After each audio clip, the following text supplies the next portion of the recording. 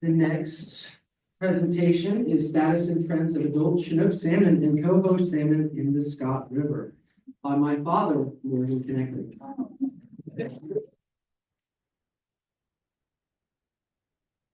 All right, this presentation will focus on the status and trends of adult Chinook salmon and Coho salmon and escapement in the Scott River. There will be a brief overview of the methods used to generate these estimates. The data presented for Chinook salmon will be from the years 1978 to 2023, and the Coho salmon data presented will be from 2007 to 2023. Preliminary data from the 2024 season will be discussed. Current trends in abundance will be presented annually by brood year. These adult data will be compared to the number of juveniles produced by cohort to evaluate in-river and out-of-basin productivity. Morgan has been monitoring adult salmonids with the department for 25 years. Morgan has worked on the Mendocino County coast conducting salmonid life cycle monitoring and has been working on the Klamath Basin since 2005. Currently, he is working with the department's coastal fisheries program, supervising the Klamath and Trinity River project based out of Arcata, Weaverville, and Wairega. The Klamath and Trinity River project is primarily charged with monitoring the in-river recreational harvest, natural area, and hatchery escapement of fall-run Chinook salmon with the Klamath Basin. In Wairega, monitoring is specifically focused on Chinook and Coho escapement in the Shasta River, Scott River, Bogus Creek, Jenny Creek, Shovel Creek, Fall Creek, and Fall Creek hatchery. Please join me in welcoming my father, Morgan Knechtle.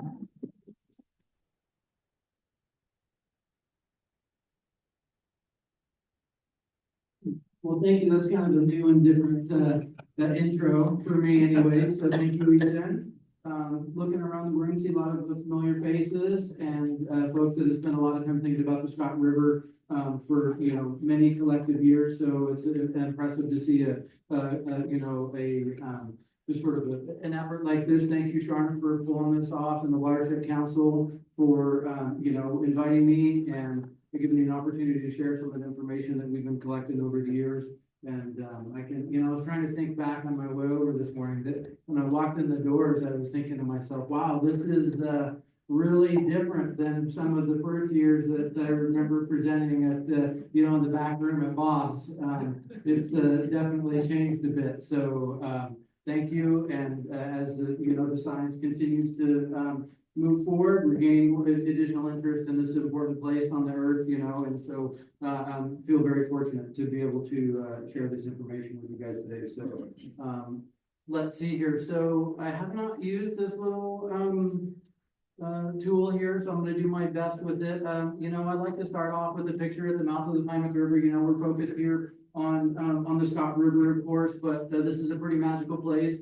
If you've never spent time down there, I encourage everyone in the room to get down there during the fall. It's just an incredible place. It's not uncommon to see orcas swimming out off of the mouth of the jaws there during the fall migration. The fall Chinook salmon migration to the Klamath has been important to the West Coast and the West Coast fisheries and people that have been living here for thousands of years for a long, obviously for a very, very long time. And so, this is the overlook on the north side looking down. This is when the mouth is coming straight out, and sometimes it kind of curls off to the south, and that certainly changes the dynamic of the estuary when that's occurring. But it's during the fall period, you can see pinnipeds work in the estuary, fishing actively, and it is really a special place. So try to get on down there and just to remember, when we're looking at these, whether it's groundwater, we're talking about water, we're talking about fish, we're talking about the ecosystem, it's important to remember that this is a connected system, right? The entire, the fish swim in and out of, from the ocean to the estuary to the main stem river to the tributaries where, we need, there was a long time when, we spent a lot of time focusing on, little places within the watersheds for individual animals to try to make a living. Where the more and more we learn, the more we realize the connectivity and the importance of looking holistically at the entire basin. And so I want to just remind folks of that as we auger into the Scott River today, but the Scott is just a part of a larger ecosystem that's important for the animals and that are trying to make a living in this place of the world. So I'll start here. So let's see here. That was not the right button. Okay. Point over here. Okay, let's try that. Would you, when you put it up? Oh, yep. Okay, cool. Forward back. Thank you. All right. So I think that the pointer doesn't really work, or it does work, but not on the screen, which is fine. Just as an overview, I'm going to talk about the, some of the 23 survey results. Of course, 24 we're just kind of putting the stamp on the 24 data. So all the graphs and whatnot we'll go through 23. I'll reference the 24 numbers, and then we can talk about some of the Chinook management and ocean and forecasting and whatnot. And if we have a little time at the end, we might talk a little bit about some new projects that we have online. So let's see. We'll try to advance this here again.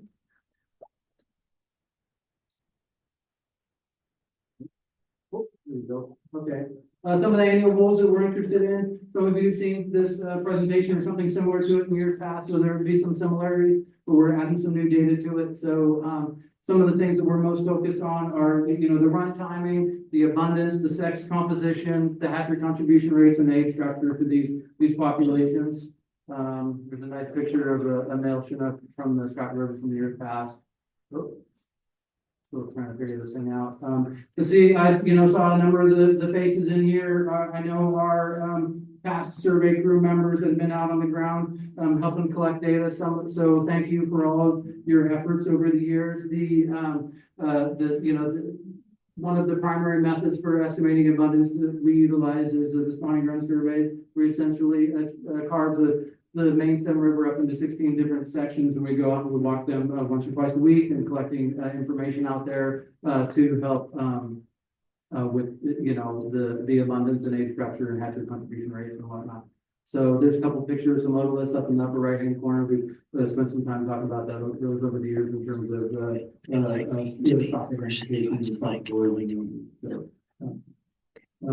I look at this and I saw Dr. Vogela's maps earlier. I'm like, man, we really need to update our maps. I'm feeling a little underwhelmed here, but this is the map of the Scott River watershed. And you can see there's an arrow up there at roughly River Mile 18 where we have a counting station, and we're conducting the spawning ground surveys both upstream and downstream of that location. There's sometimes people wonder, oh, well, you put the counting station River Mile 18, you're forgetting about all of the fish that were spawning downstream of there. Well, what we do is we survey down there aggressively once or twice a week throughout the entire spawning season. Then we generate an independent estimate for the number of fish from the downstream section, and then we add them together for a total basin estimate. So anyways, that's important to us too. Here's a picture of the Scott River weir. It's kind of in a V shape, or at least we attempt to make it kind of look like a banana, if you will, with an opening at the apex. Essentially, this is the primary method for us to estimate abundance upstream of this location. It's essentially a fence that goes across the creek. We put a hole in the fence at the apex with the video camera, and as the fish swim through, we take pictures of them as they swim by. Right? There's no power out there, so we're running off of battery, which is kind of tricky, but it works. And it's in an event, so that's working for us. This, I don't know, this is probably not going to work here. I don't know if I have the ability to even start it. I don't think I do, but this was just an image. I was going to show a little video. There was about 30 fish swimming through in a pretty short amount of time. Oh, here it goes. Looks like it's going. This is, it's a little dated footage, but it's the same thing year in and year out. These are these are Chinook salmon moving through the video flume. It's about an 8-inch opening. It's not a huge opening, but it's all, it is enough for the fish to find their way. And generally speaking, they'll be downstream of working the weir downstream of the weir. And then when they find that opening, they just start trickling through and they make their way. And so We're utilizing motion sensing technology so that we're not having to watch all of the tape in its entirety, and we're just kind of going to motion hits and looking for when the fish are swimming through. And so on a different presentation, on a longer presentation, I had similar types of graph or images for coho and steelhead, but you guys get the idea. The fish swim through. Go ahead. Can I have a Yeah, question? absolutely. Jump in. Can you talk a little bit about the impacts on high weather or high flows and how that it affects? Yeah, sure. So like, for example, the counting station there is, that it's an Alaskan style weir.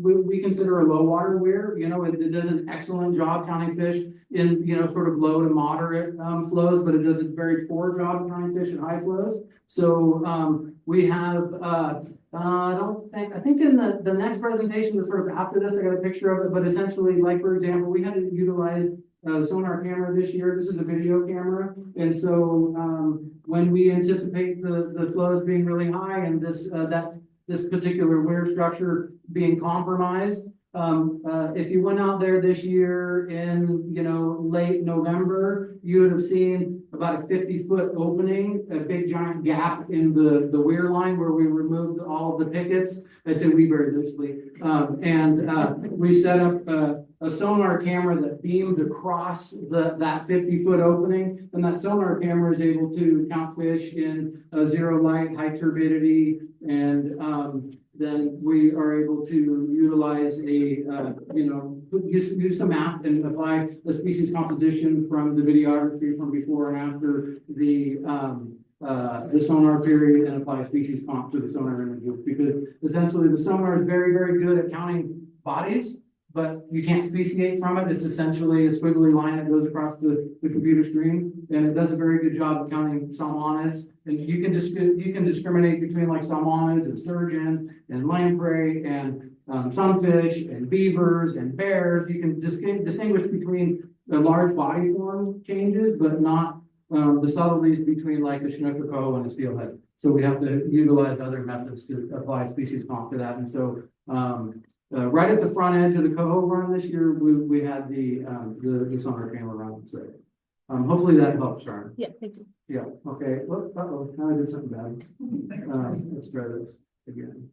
Okay, so this is looking at 23 data. This is we've got data along the x-axis, the number of Chinook along the y-axis in black, and the number of fish observed per day by day in black, and then the red trace is flow and measured at the Fort Jones gauge in cubic feet per second. And so the Chinook are really, really tied to that October period, and no matter, I don't want to say no matter what, but we see them in November year in and year out, right? And in October year in and year out. And that is a general representation of what the migration looks like through there. And you'll notice on the red trace that there's very little change in the amount of flow that's required to get the Chinook run to kind of move through that station, right? They're not very much tied to a triggering event, and we'll see something different when we look at the Coho here in a moment. So that was in 23. We had 1,000 fish go through the station. I think we estimated about 1,000 fish downstream. In 23, I think the estimate was right around just under 2,000. We'll talk about the 24 data in a second. But this is this next figure here is essentially we've got data along the x-axis again, and then a bunch of years of data. Each year is a different trace line, and this is the cumulative percent of the total Chinook salmon observed across the entire season. And so one of the things that we look at is sort of that 50th percentile. When have half of the fish moved through the station on any given year, right? And so if you look at that, I don't really have a pointer, but if you look on the left side, if you go up the y-axis to the 0.5 and you go over the first dot, it's right around October 15th. Then if you go to the green dot on the right-hand side of that first cluster, it's right around the end of October. So that October 15th to the end of October is when we see the majority of our Chinook year in and year out. 2020 is this one that's sort of standing alone on the far right during a drought year. We saw something very different that year. Those Chinook weren't able to make it through the station until mid-November. So very concentrated migration coming for Chinook salmon. One of the things that we think is important, don't get too bogged down on here, but one of the things we think is important with Chinook salmon is, what fraction of the total native past the county station and spawned into the valley, right? We think that the valley has a high productive, high quality habitat, which is why a lot of people are here. A lot of people have been focusing on the restoration efforts in that high quality valley reach. So if you look at the second column to the left, percent upstream of the county station, on average for the years of data that we have is 62%. Again, without a pointer, it's a little bit difficult, but if you look at, there's a couple years where it's under 50%, like in 2022, right? We only had 7%, only 7% of the run was estimated upstream of the county station. Not to say that it's not to say that the habitat in the canyon is not good. It is good, right? It's important for raising Chinook, but we think that the valley is also good, right? And we want a diversity of habitat. We want to spread those eggs out across the basin to add resiliency to the population, right? We only have one data point for the entire record for the Scott River where we had what I would call a complete brood year failure, like essentially no fish returned from one particular spawn season, and that was the 2005 brood. Right, in the 2005 brood, there was very few fish returned, under 1,000, and the vast majority of them spawned in the canyon. And then we had flows in early 2000, late 2005, early 2006, over 20,000 CFS at the Fort Jones gauge, right? So quite a bit more than we saw this year in terms of flow volume, and a bed load mobility occurred, scour occurred. We, theorized that was the largest impact for losing that entire group. So it's not that the canyon's bad, but it sets ourselves up for potential risk of catastrophic failure, right? So that's one of the reasons why we care about the fish spawn up into the valley. And if we look at the Scott River over time, for the period record from 78, the average is right about 4,700 fish, right? I can tell you that the 24 number is sub 1,000 again. Unfortunately, we have, there's only 5 years in the entire period of record where we have fewer than 1,000 Chinook estimated. And unfortunately, 3 of them are within the last 5 years, right? So 2020, 2022, and 2024, all sub 1,000 for Chinook salmon in the Scott River. The only other 2 years you can see that they're the 2004, 2005. So the entire basin for fall run Chinook is in a down cycle, but I will say that when looking at the data, the Scott River unfortunately is trending down faster than other key stocks, like for example the Shasta River. So there's some reason to be concerned here, and I'll move on. So then if we take the number of adults and compare it to the number of 0+ fry that are produced for that corresponding brood year, we can track that over time. And like I would look at this and just sort of say, okay, man, what happened in 2004? What happened in brood year 2004 and brood year 2009, right? Like good things happened there for Chinook salmon in the Scott River. So as sort of as a group, let's focus on those folks. Let's I would charge people to focus on those years and try to figure out what went so well, and let's try to do that again, right? I don't have an answer to the explanation here, but there's a lot of smart people in the room, and I sort of put that out as a charge to you guys. Try to, that if that was one of my goals for the Scott River, how do I produce more Chinook salmon? I'd be focusing in on some of those years where we have the data that tells us that Chinook salmon did really well. Okay, so if you sort of plot that and look at it in a slightly different way, you can see the number of adults on the X, the number of 0 Chinook produced on the Y, and as you deviate higher above the line, like on the top there, the 2008, 2009, 2007, those are all really good years for Chinook salmon within the basin. Like we can say, okay, what happened there? That's really good. But then we can also do the same and think, well, what happened in 2014? Like, let's try to not do that again, right? So, in any event, this can be very informative. And I'm probably going way too slow. I haven't looked at the clock here, but it looks like it's 9:53. I'm not sure how much time I have. You're good. We're good. Okay, so this is looking at the climate basin as a whole. You can see over on the right hand side, we're sort of, we're close, we're sort of depressed, right? This is the longest period of record we haven't had a large run size in a row, right? So we've since roughly 2018, well, since 2016, 17, it's been not as good for Chinook. Usually we have a strong run, roughly every 15 years, that pattern's starting to break down. Okay, when you look at the number of fall run Chinook in the Klamath Basin and compare it to the Scott River alone, for the vast majority of the period of record, they track almost identically. When the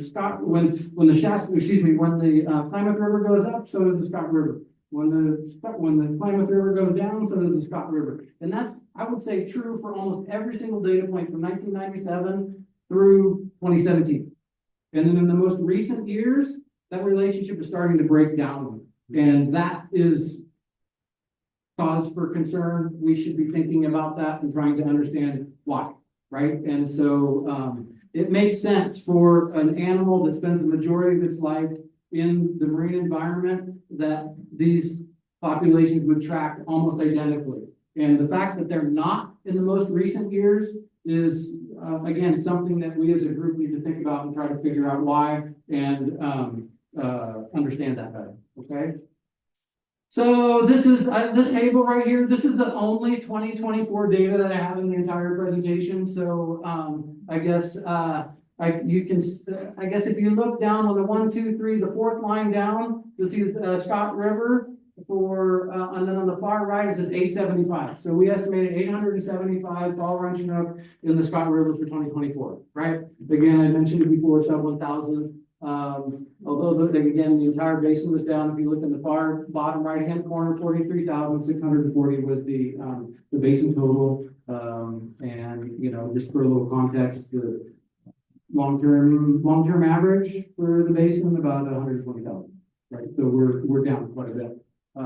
And if you had little laser eyes, you could see there's some asterisks on the natural spawner sections. There's little asterisks on Fall Creek, Spencer Creek, Klamath River Mainstem, Link River to Keno, Klamath River Mainstem, Keno to California, Oregon border, Klamath River Mainstem, California, Oregon border to Iron Gate, right? So these are new sectors that we've added since the Klamath dam removal, and so that's very exciting for us to be able to be counting fall run Chinook up in that habitat in that space, and we're very optimistic about the future as it relates to the Klamath Basin, and we can talk the entire time about this slide, but I'm going to try to move on. Essentially, the thing I'd like you to know about here is that, you know, we're trying to age the run. We age the run by analyzing scales, and the bottom numbers there, the total river run, those are segregated by age, and those are the foundation for forecasting ocean abundance, right? And so, like this, whoa, boy, do it again. Essentially, if you take that, like for example, the column 2, the first column is 7,068 at the bottom there. That's the total in-river run for H2. Now there's a sibling regression that's been established over multiple generations of fish, and we can then estimate the H2, we can utilize the H2 river return and estimate the H3 ocean abundance, which is represented in the top left plot, and in the top right plot is the H3 river return by to estimate the H4s. And so on and so forth. And this has changed a lot in my career. The expansion for H2 to 3, when I first started paying attention to this in Klamath management, it was closer to 20 fish, right? So for every in-river 2-year-old, we would forecast roughly 20 ocean H3s, right? Well, if you look at last year's relationship, it's 11 point something. I can't see that. So it's the productivity for the basin is about half as strong as it used to be. We're just not producing the same number of Chinook as we used to.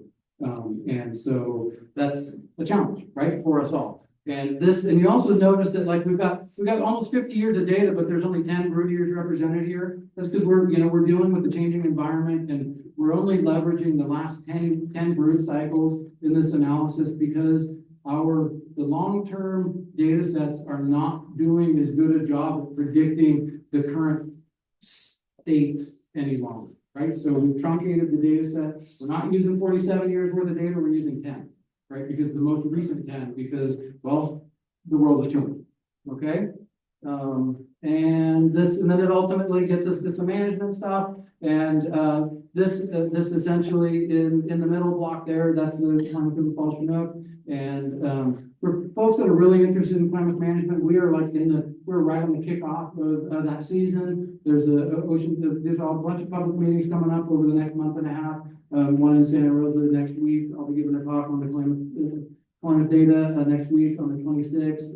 And then Pacific Fishery Management Council will be meeting again in early March and early April. Cal Fish and Wildlife, the Fish and Wildlife Commission will be meeting mid-April, and there'll be, potentially seasons crafted based on the results. This information should be for this. This will be the outcome of what will happen in the April meeting. Kind of switching gears real quick here. I know I'm trying to cover a lot here. It's almost 10 o'clock. What up till 10:15? You do. Okay, so I'm gonna switch gears here to Coho. I'm gonna try to go through it quickly. You guys have seen this type of information before. We already looked at it for Chinook, but if you could kind of zoom your eyes in on the Coho migration through the weir, and you looked at the red trace on that first spike, you could see that the base the base flow kind of went up a little bit, right? And it's like our Coho our Coho are linked very closely to changes in the hydrographic, right? When the flow goes up, here come the Coho, right? And where we looked at the Chinook before, the Chinook are just pounded in, where these guys are more tied to flow, and you can see that here it's represented.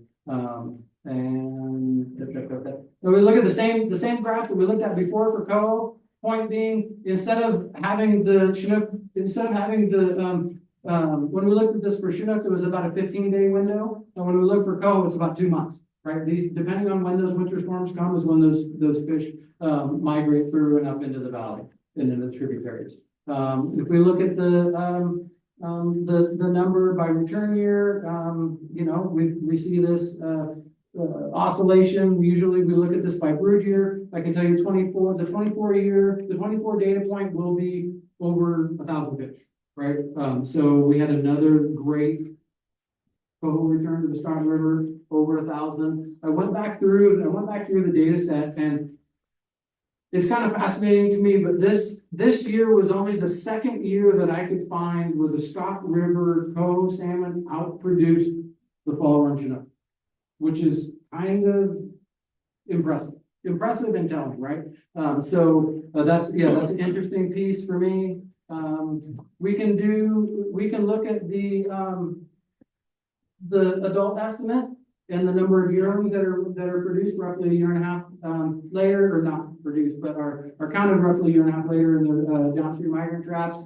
And similar to the graph before, I would charge the folks in here to hone in on, a brood year, brood year 2010, 2007, and 2020. Like, exceptional things for Coho salmon happened during those years, and I would focus on those as years to try to replicate as far as in-river conditions related to high Coho salmon productivity. And then again in 2013, I think we know the story there. That was a rough year, drought, and we had a high number of returning Coho spawners, close to 3,000, almost all exclusively within the main stem, and they did poorly, and the data shows that.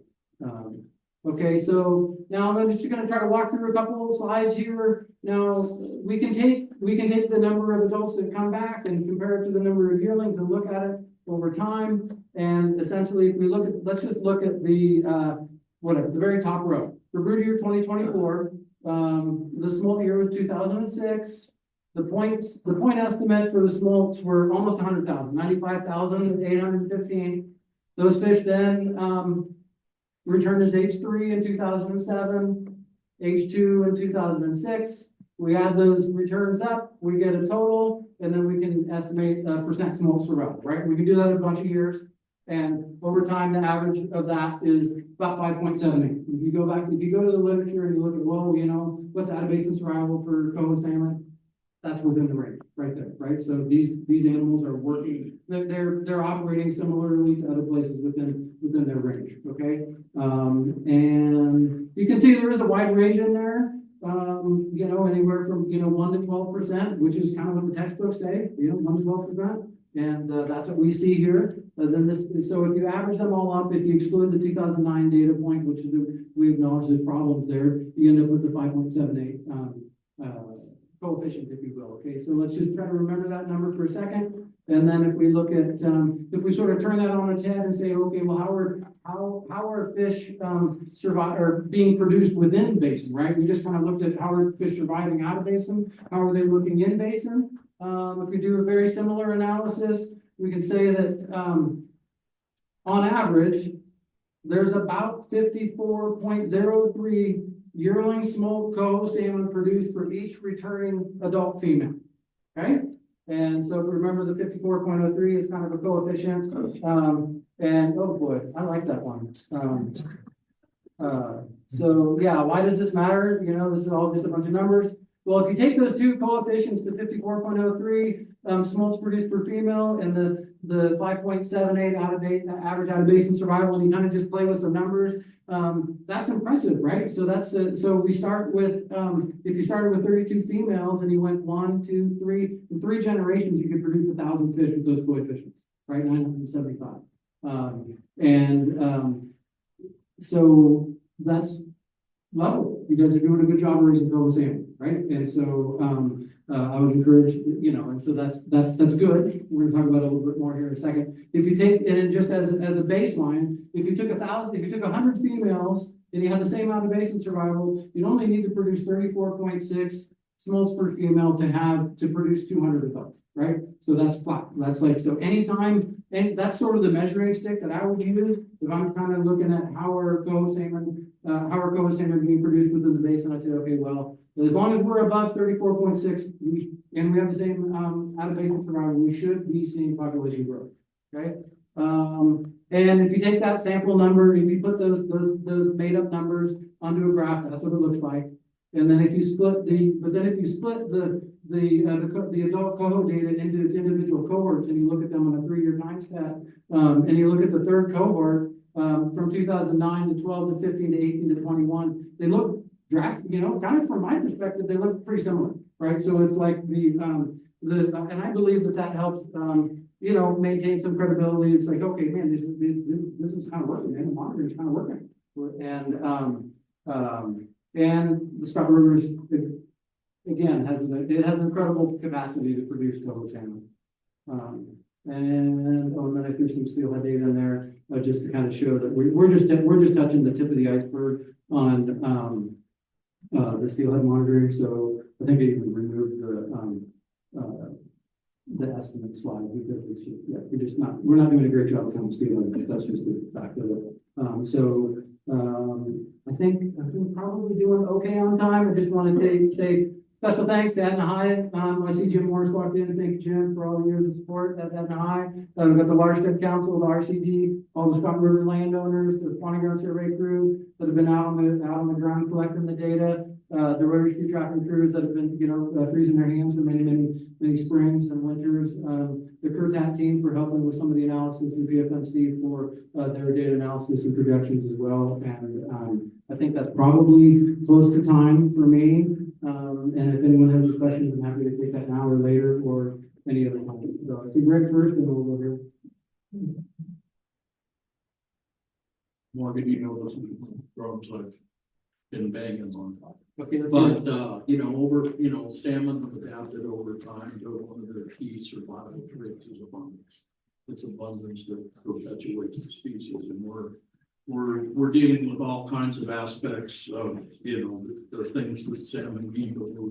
We're not really specifically addressing abundance necessarily. We're figuring that in some natural manner the fish are going to achieve abundance, and then we'll be fine.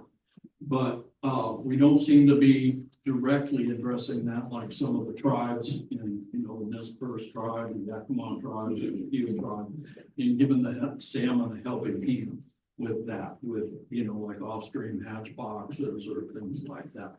What kind of we've worked on one.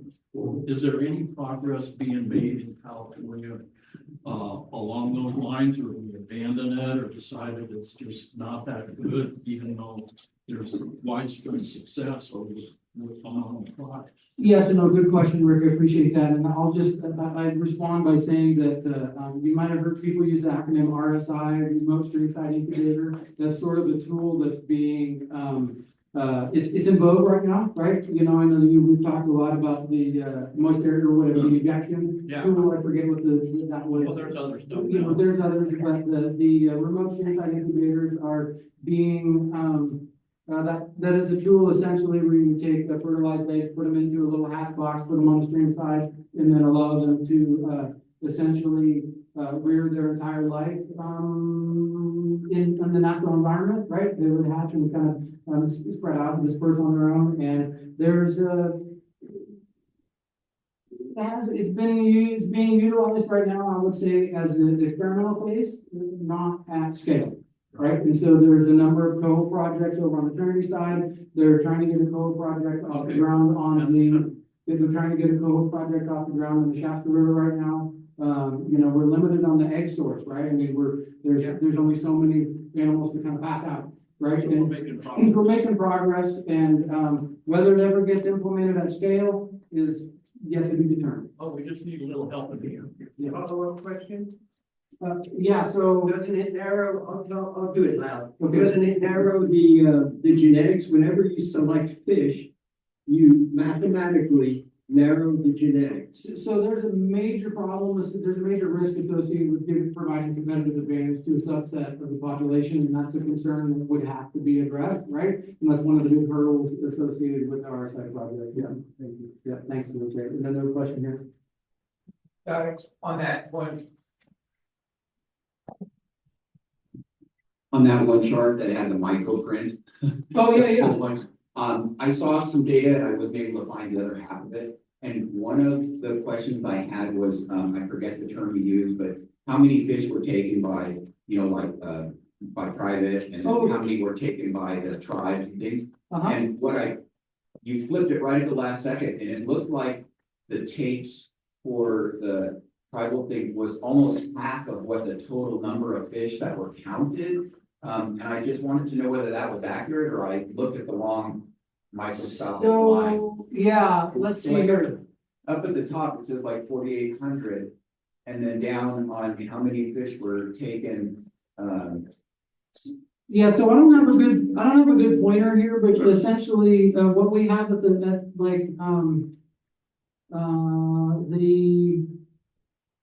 if you go up to total spawner escapement, that's 28,525 total adults, it's kind of right, I don't know, maybe I can see it here. Can you see that? Oh, I guess that doesn't really help. But, in any event, last year, I can just sort of try to summarize it, last year total spawner escapement. Yeah, it doesn't work though, I don't think. Yeah, thank you, though. Total spawner escapement for adults last year, 28,525, okay? And then the total harvest of adults, 7,385. Is that your question? Yeah. Roughly 7,000 adults harvested last year. And Yeah, I saw the total number up at the top. I didn't see the 28,000. It looked like half of it was being taken. I thought, wow, that potentially had a pretty huge impact on the return. yeah, I think I didn't see the 28,000. okay, so are we good? The tribes get 50% of what is allowed to be caught. Yeah, so there's as it relates to fall on Chinook, there's a 50-50 sharing agreement, and essentially the tribal harvest is 50% of the total allowable catch. And last year in the fisheries, the tribal fisheries caught and harvested 7,249, and in the recreational fisheries 136. So the recreational fishery was closed, but there was an incidental catch associated with that fishery. In any event, okay? I have a question from Mary on Zoom. Their question was, where were Coho spawning this past season, the most popular tributaries?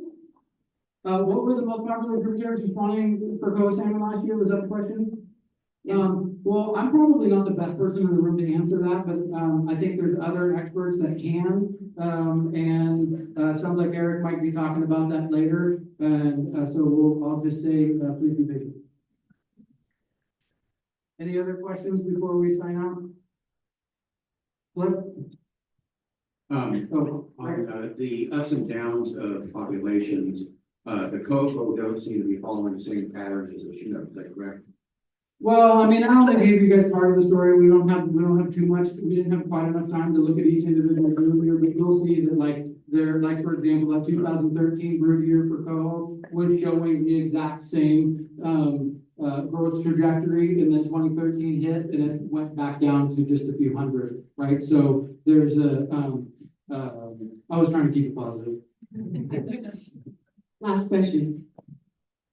Thanks so much, Morgan. It's really great to see all this data. And I remember 2014, you were so jazzed about fall runs. Like, wow, look at all those 29,000 fish. So just staying with it, it's great. The 3-year age cohorts of Coho Salmon, I remember 2017, 2010, 2013, that was our star performer at one point, and then it dropped down, like you just said. So it speaks to trying to just maintain numbers across all of those age cohorts. Before we were like, what's going on with those ones that are just so debilitated, but they've come back and they've done really well most recently. So it's just, it's a source of worry, but also a source of confidence too, I would say. Yeah, no, agreed, Flick. It's just, you know, when we first started counting fish, right, we identified, you know, the collective group identified, you know, that one strong cohort within the Coho population that we kept seeing again and again, and we've seen that break down through time, and the other two cohorts rise up and be the dominant force, and so it just speaks to some of the resiliency, and it's great to be able to see that.